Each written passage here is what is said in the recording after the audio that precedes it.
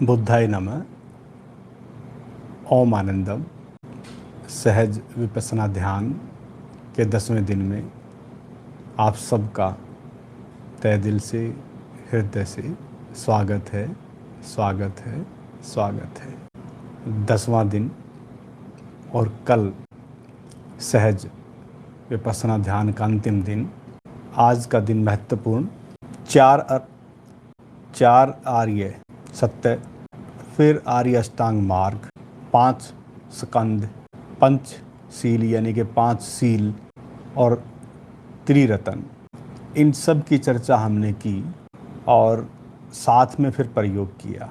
आज कुछ घटनाओं का मैं जिक्र करूंगा और थोड़े से इशारों में ही आप उसे समझ लें, क्योंकि महत्वपूर्ण कुछ घटनाएं हैं। आज 2 शब्दों से संबंधित कुछ चीज़ें आपके सम्मुख रखी जा रही हैं। अनित्यता तथा अनात्मता, यानी कि अनात्मा और अनित्य। ये 2 शब्द बड़े महत्वपूर्ण हैं बुद्ध के धम्म चक्कर के साथ। अनित्य जो बदलता रहता है, और इसी अनित्य का संबंध संबोधि घटने से पहले लगभग 3 या 4 दिन पहले महात्मा बुद्ध देखते हैं पीपल के पेड़ का जो पत्ता होता है, उस पत्ते में उस ब्रह्मांड को देखते हैं। पृथ्वी, काल, आकाश और मनस तत्व सभी उस पत्ते में विद्यमान हैं। वास्तव में समस्त ब्रह्मांड उस पत्ते में मौजूद है। आप अब बिल्कुल दृष्टि साफ हो गई है। इसको अब मुझे नहीं लगता कि समझने में कोई देरी करेंगे आप। यानी कि एक पत्ते का संबंध इस पूरे अस्तित्व और इस पूरे ब्रह्मांड से जुड़ा है। इसी ब्रह्मांड में हमारा सौरमंडल है और उसी सौरमंडल के केंद्र में सूर्य है। कहाँ सूर्य है और कहाँ चांद है? दूर नक्षत्र, चांद, तारे हैं, लेकिन बगैर सूर्य के पत्ते का कोई वजूद नहीं। यानी कि भले हमें सूर्य दूर लगता, लेकिन बगैर उसके जीवन नहीं। वो देखते हैं कि इस पत्ते में अब इस समय जो सूर्य की किरणें, जो प्रकाश विद्यमान है, और सूर्य की किरणों के साथ साथ वहीं बादल मंडरा रहे थे, उन बादलों का संबंध भी उस पत्ते को विकसित करने में सहयोगी है। भले ही वो देर सवेर बादल बरसता है और पूरी पृथ्वी की जड़ें जो पीपल के पेड़ की हैं वो नीचे दफन हैं, उसका बहुत महत्व है। इसलिए उस पत्ते में वो देखते हैं उस मनस तत्व को। ये बहुत महत्वपूर्ण एक हिस्सा है जिसे हमें जानना है। वासना का संबंध मनस से जुड़ा है। इसलिए जो आज ये पीपल के पेड़ के वृक्ष की तरह जो हमें नजर आ रहा है, तो उस समय बुद्ध की जो दृष्टि है वो देख पा रही थी कि जब ये सब कुछ भी नहीं था, जब ये पृथ्वी भी नहीं थी, क्योंकि सब बदलता रहता है, अनित्य है, यानी कि सब परिवर्तनशील है, सब बदलता रहता है। जब ये सब कुछ भी नहीं था, जब ये आकाश या ये नक्षत्र, चांद, तारे जब कुछ भी नहीं था, तो भी इसकी मौजूदगी थी। ये उस ज्ञान चक्षु का खुलने का एक संबंध जुड़ा। इसलिए उस पीपल के पत्ते में उन्होंने उस ब्रह्मांड के पूरे ज्ञान को जान लिया। आज तो ये पीपल के पत्ते की तरह वो हिल रहा है हवा में, लेकिन कहाँ से बीज आया और फिर वो बीज कहाँ पनप रहा है, वो ऐसा कौन सा स्थान है? इसलिए उस उत्पत्ति का, उस बीज का उत्पन्न होने का संबंध कहाँ से जुड़ा है? तो इसलिए साथियों, अनित्य का संबंध उस परिवर्तन से है। जब ये बीज रूप में भी, स्थूल रूप में भी बीज नहीं था, तो सूक्ष्म उसी मनस्तत्व के रूप में कहीं ना कहीं विद्यमान था इसका अस्तित्व, और फिर वहीं सूक्ष्मातीत हिस्से से फिर स्थूल रूप में कहीं बीज पनपता है, और तब जाके कहीं पेड़ का पत्ता हवा में हिल रहा है, जो फिर बाह्य अस्तित्व, जो प्रकृति का हिस्सा, जो हमारा सूर्य, नक्षत्र, चांद, तारे हैं, उनसे जुड़ा है। इसलिए अब आप धीरे धीरे इन सब चीज़ों को सहजता से समझ पा रहे हैं कि जैसे वो बीज कहीं से स्थूल रूप में प्रकट हुआ, ऐसे ही हमारा सूक्ष्म हिस्सा जो बीज रूप में कहीं से उत्पन्न होता है और हम आज स्थूल रूप में बैठे हैं।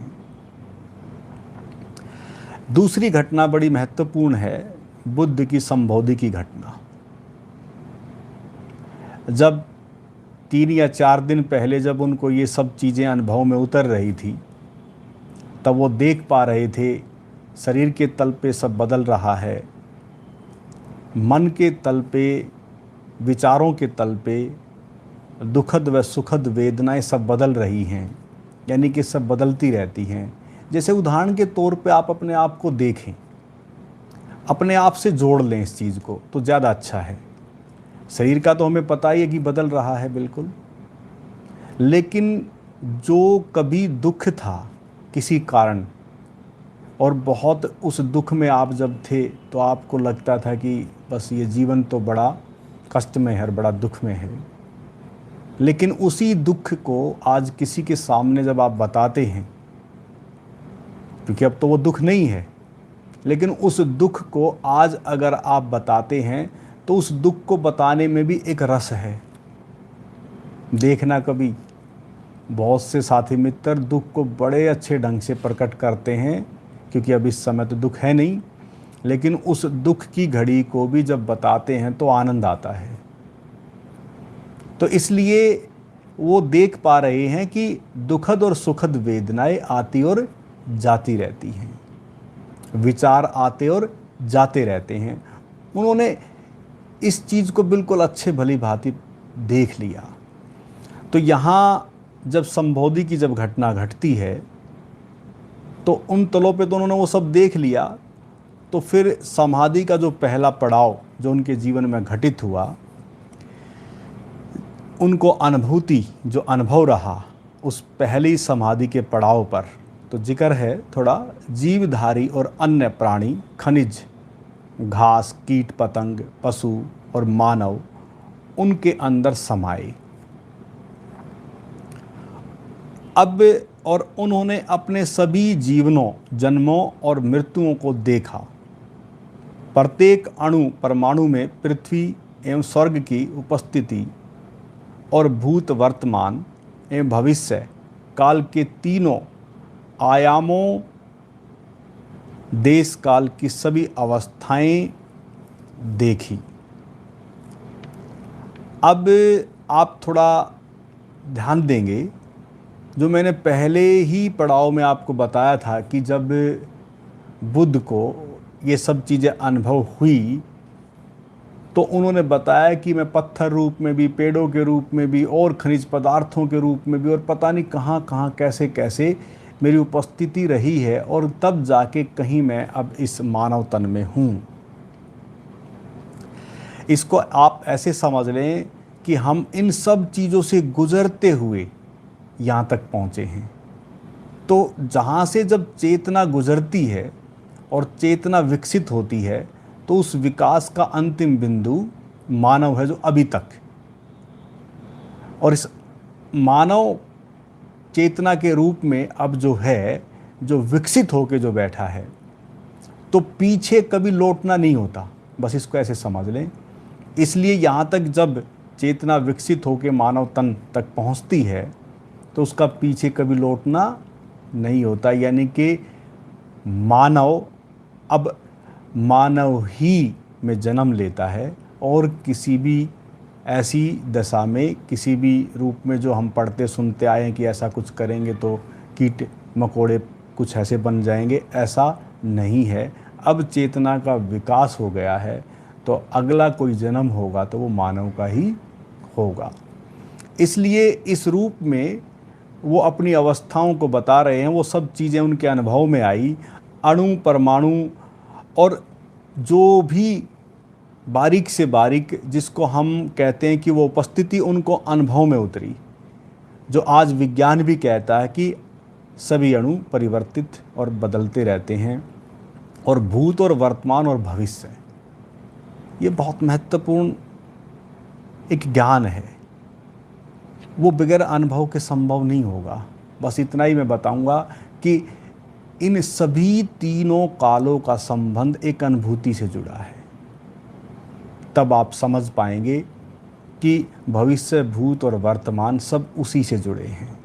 वो बगैर अनुभव नहीं समझ आएगा, लेकिन धीरे धीरे जब आप उस अनुभव तक पहुंचेंगे तो ये सब चीज़ें अपने आप से उतर जाती है। तो उस समय ये पहला पड़ाव जो संबोधि का, समाधि का जो उनके जीवन में रहा, फिर उसी दौरान ये सब सीक्वेंस में ही चल रहे हैं। उसी समय जब वो संबोधि की प्राप्ति जब उनको हो रही थी, तो फिर दूसरा पड़ाव उन्होंने देखा कि ये जन्म और मृत्युएं तो बाह्य दृश्य मात्र हैं, यह सच्ची वास्तविकता नहीं। जैसे उदाहरण के तौर पर, जैसे करोड़ों लहरें समुद्र की सतह पर लगातार उठती और गिरती हैं, जबकि स्वयं समुद्र का न तो जन्म होता है और न मृत्यु। यदि लहरें यह समझ ले कि वे स्वयं ही जल ही हैं, तो जन्म मरण के भ्रम जाल के पार चली जाएं। इससे स्वीकार्यता और प्रेम का उदय हो जाता है। ये जो भी घटनाएं, अब मैं ज़्यादा इशारा नहीं करूँगा, मैंने बहुत पहले इन सब चीज़ों पे चर्चा की है। बस इतना ही इशारा करूँगा कि यहाँ इशारा अब हो रहा है कि जन्म और मृत्यु का जो संबंध है वो चक्षु खुलना बहुत ज़रूरी है। इसलिए जन्म और मृत्यु तो कुछ है ही नहीं, लेकिन हमें दिखता है कि शरीर दिखते नहीं, लेकिन वो चीज़ें मैंने बहुत अच्छे से आपको पहले प्रकाश डाला है, उस चीज़ से अब इस चीज़ को जोड़ लें। इसलिए अब मृत्यु भय से मुक्त हो जाएं, और जैसे ही आप मृत्यु भय से मुक्त होते हैं तो फिर स्वीकार भाव जन्मता है, और स्वीकार में ही जैसे ही स्वीकार भाव जन्मता है तो फिर प्रेम का उदय अपने आप से हो जाता है। वही बुद्ध के भीतर जन्मा और प्रेम की मूर्त बन गई, वहाँ से प्रेम का आरंभ होता है। ये सब पड़ाव हैं। फिर तीसरा समाधि का पड़ाव, समस्त प्राणियों के हृदयों को देखते हुए प्रत्येक व्यक्ति के हर्ष और विषाद की चीखें सुन पा रहे थे। उस तीसरे पड़ाव में, समाधि के तीसरे पड़ाव में, इस प्रकार उन्होंने दिव्य दृष्टि, दिव्य श्रवण, विश्व व ब्रह्मांडीय शक्ति के दर्शन होते हैं। ये करुणा में कुछ भीतर से प्रकट हो जाता है। इसलिए प्रत्येक बुद्ध के भीतर एक ऐसी लगन और एक ऐसी लहर उठती है कि बात तो है छोटी सी, इस छोटी सी बात को मानव क्यों नहीं अपने अनुभव में उतार पाता। और वो प्रत्येक बुद्ध के भीतर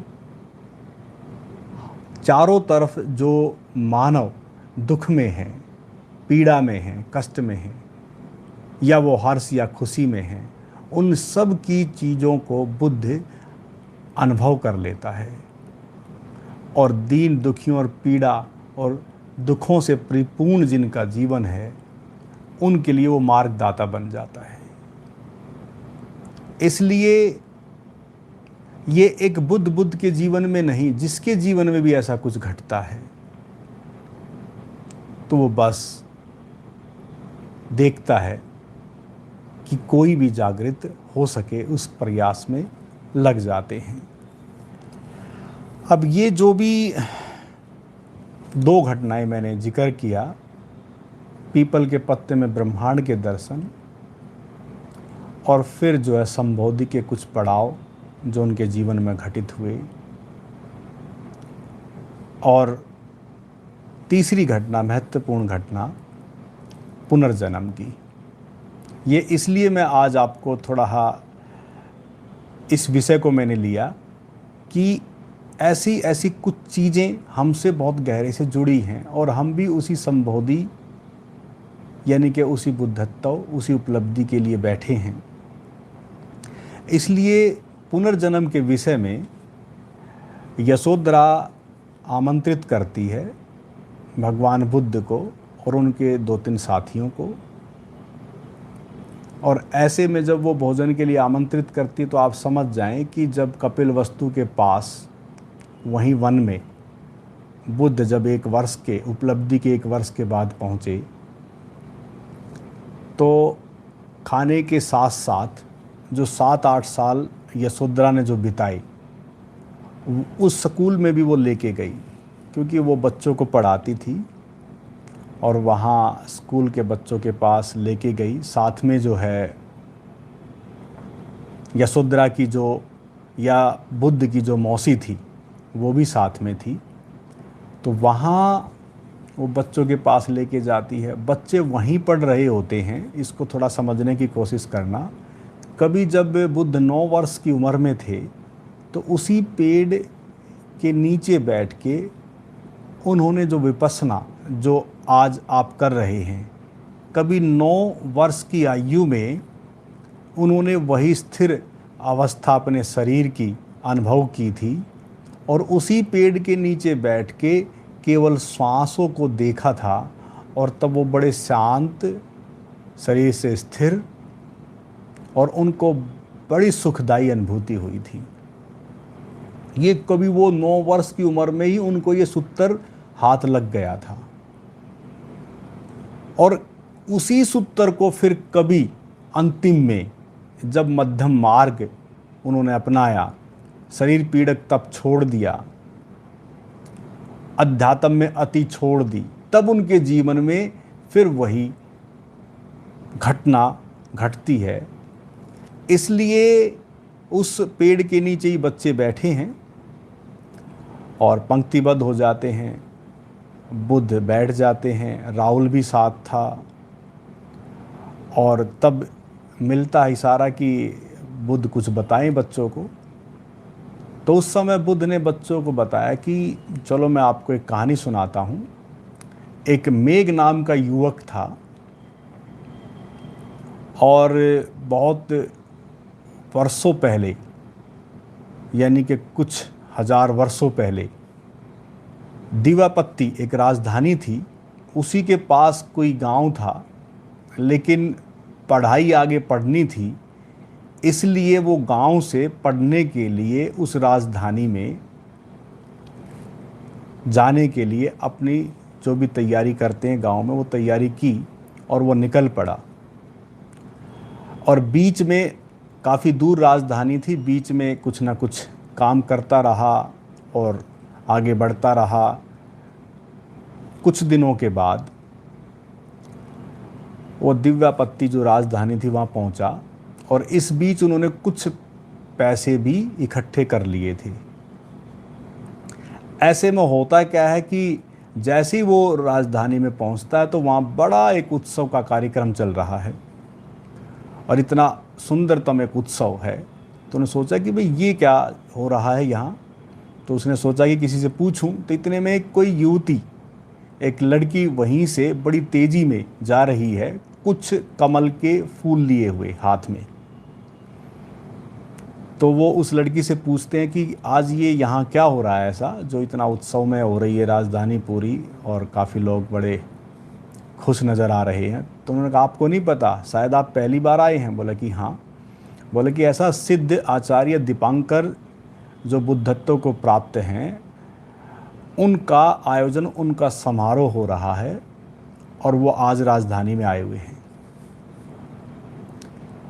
तो मेघ जो है बड़ा खुश हुआ। उसने कहा कि अच्छा, सिद्ध पुरुष यानी कि बुद्धत्व को प्राप्त आचार्य दीपांकर, तो मुझे भी इस मार्ग पर चलना है।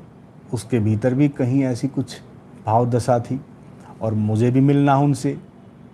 तो वो जो कमल के फूल लिए हुए थी, तो बोले कि आप कुछ मुझे दे दो और मैं भी अर्पण कर दूंगा उनके चरणों में फूल। तो उसने कहा कि नहीं, ये तो मैं यानी कि इन फूलों को जो है अर्पित करूंगी, ये फूल तो मैं नहीं दे सकती। तो उसने कहा कि आप ऐसा करो ना, कुछ जो मेरे पास पैसे हैं उन पैसों में दे दो। तो उसने देखा कि भाई पैसों में अगर फूल मांग रहा, तो उसने कहा कि नहीं नहीं, ऐसे मैं नहीं दूंगी, मैंने खुद ही उनके चरणों में अर्पित करने हैं। तो आपस में उनकी जो बातचीत हुई तो एक दूसरे को दोनों पसंद करने लगे। तो युवती कहती है कि चलो ठीक है, मैं एक शर्त पे दे देती हूँ, आपको मुझसे विवाह करना पड़ेगा। अब मेघ ने कहा कि चलो ठीक है, आपकी बात भी मैं मान जाता हूँ, लेकिन एक शर्त मेरी भी रहेगी कि जैसे आचार्य दीपांकर उपलब्ध हुए हैं, ऐसे ही मुझे भी इसी मार्ग पर चलना है। अगर मुझे इस मार्ग पर चलना पड़े तो आप मुझे रोकेंगी नहीं। वो बोला कि ठीक है, युवती ने भी कहा कि ठीक है। अब दोनों की आपस में बात हो गई और उन्होंने कुछ फूल उनको दिए और कुछ फूल उन्होंने अपने पास रखे और दोनों सभा में चले गए।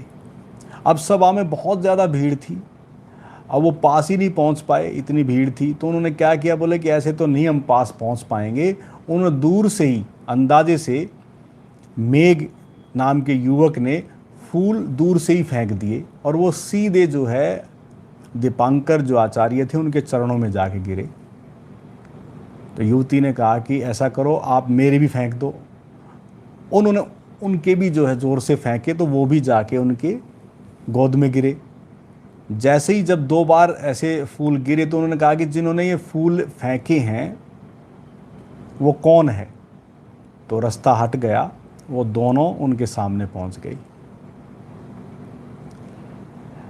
ऐसे में मेघ कहता है कि जी जो आपने ये मार्ग, जो भी बुद्धत्व का मार्ग है, मैं भी इस पे चलना चाहता हूँ।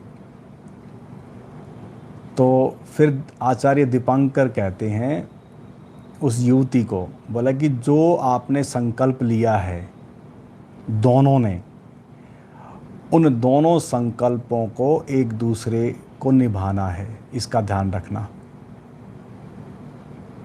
वो फिर उनको नमन करते हैं और नमन करके वो दोनों निकल पड़ते हैं। तो ऐसे में आप समझ गए होंगे कि वो युवती कौन थी। अब यहाँ बच्चे सामने बैठे हैं और यशोधरा वो सब सुन रही है और उनकी जो गौतमी थी, जो मौसी थी जो बुद्ध की, वो भी वहीं बैठी है। तो यशोधरा के आंखों में आंसू आ जाते हैं, क्योंकि उस जन्म में तो वो उपलब्धि हुई नहीं, लेकिन अनेकों जन्मों के बाद वही युवती उनके जीवन में उनकी संगनी बनती रही। और जब समय आया तो यशोधरा ने उन्हें मना नहीं किया। दुख तो होता है ऐसे जब कोई जाता है, लेकिन मना नहीं किया, रोका नहीं, और वो उस मार्ग पर चले और बुद्धत्व को उपलब्ध हुई। साथियों, मित्रों, ये कुछ घटनाएं मैंने आज आपके सम्मुख रखी है। हमारी यात्राएं पता नहीं कहाँ से और कब से चल रही हैं, और कमाल की चीज़ है कि हजारों वर्षों पहले का संकल्प कब जाके पूरा होता है, और उन इतने जीवनों में वो दोनों संग संग रहते हैं। कभी जब आप 2 अक्टूबर का आगे कार्यक्रम हो रहा है, इस विषय पर और अच्छे से प्रकाश डालेंगे कि जो आपके सामने जो माजी बैठी हैं और जो आपके सामने जो मैं बैठा हूँ, ऐसी कुछ यात्रा है, उसका जिक्र फिर कभी बाद में करेंगे। इसलिए ये आपके जीवन में बहुत समय से ऐसी कुछ चीज़ें चलती रहती हैं, नहीं तो किसको कहाँ इस समय आपाधापी में इन सब चीज़ों की किसको पड़ी है, जो आप यहाँ YouTube चैनल पर बैठे हैं और इस कार्यक्रम को कर रहे हैं। तो कहीं ना कहीं इस तरह की चीज़ें जुड़ी होती हैं। इसलिए आप सब से और आप सब, जैसे मैं आपसे जुड़ा हूँ, ऐसे मुझसे आप सब जुड़े हैं, ये सब आदान प्रदान चलता रहता है।